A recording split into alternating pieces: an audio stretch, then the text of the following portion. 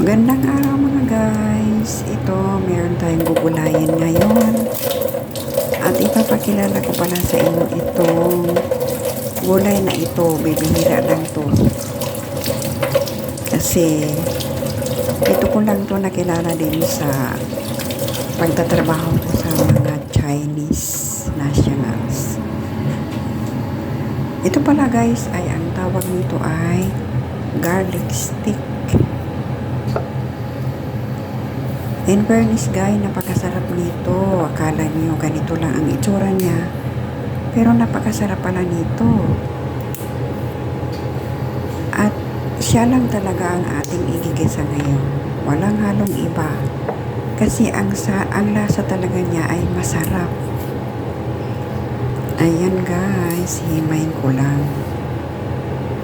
At lilinisin ang kanyang yung balat-balat sa kanyang yung stick niya sa katawan niya.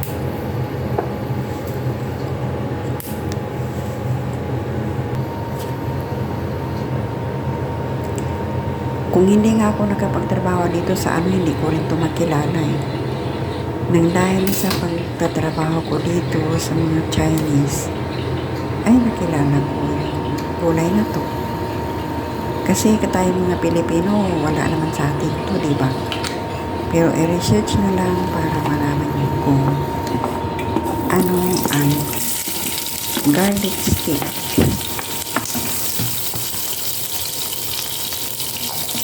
Mag-umpisa na akong magluto. Ayan na. Simple lang talaga yung pagluluto nito mga guys.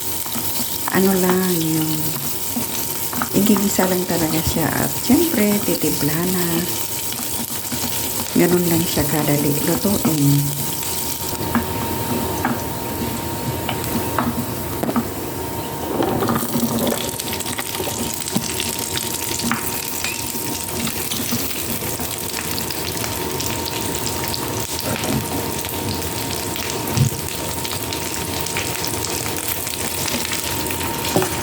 Yan lang ng kaunting tubig para pangpaluto kasi medyo matagal-tagal siya lutuin.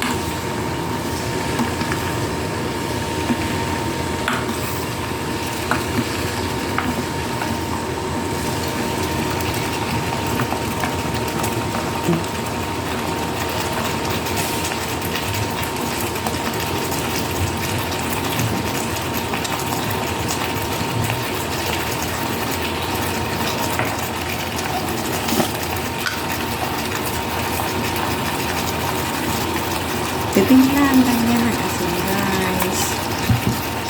At ayan, paminta. And then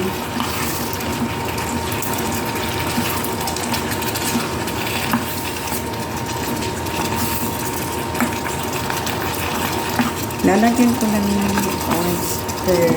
Yun lang ang palasa niya. Oyster sauce.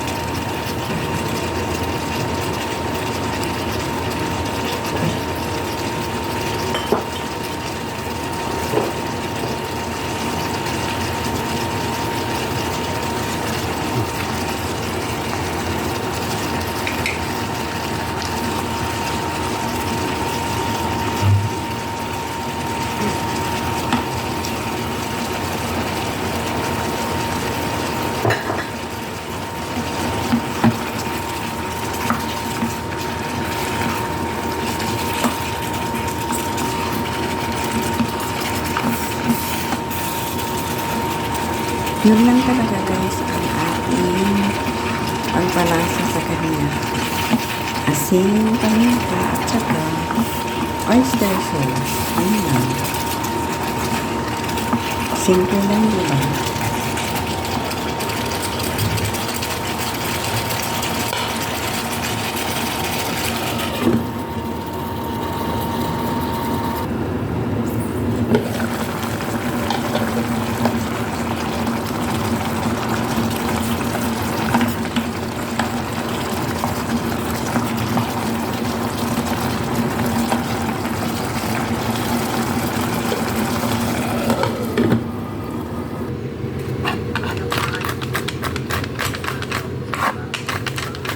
Siyempre, maghiwa talaga ako ng bawang.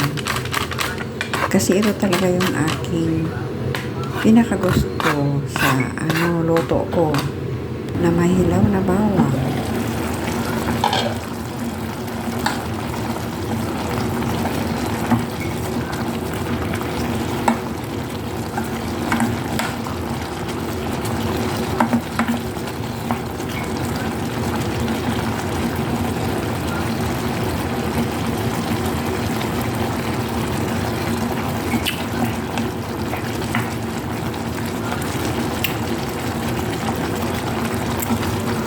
Luto na siya, guys. Ayan na. Okay na siya, pati lasan niya.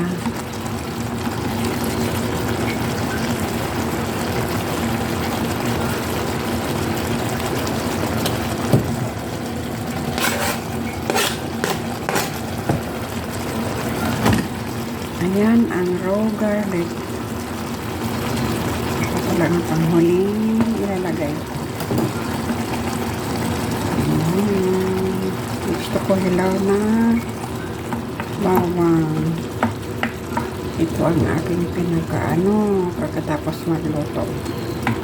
Raw garlic.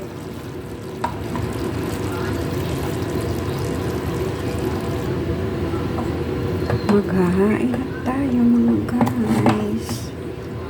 Ayan, yummy yummy ang ating gulay ngayon. Ito ay garlic stick.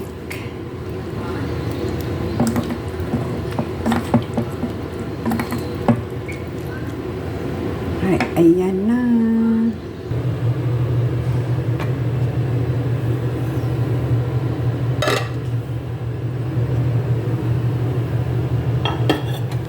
Ayan guys, may soup tayo. Ano to guys? Buto.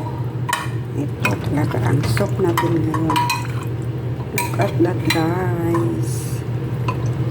Ayan, buto. Kukuha lang tayo ng sabaw para sa ating tanghalian.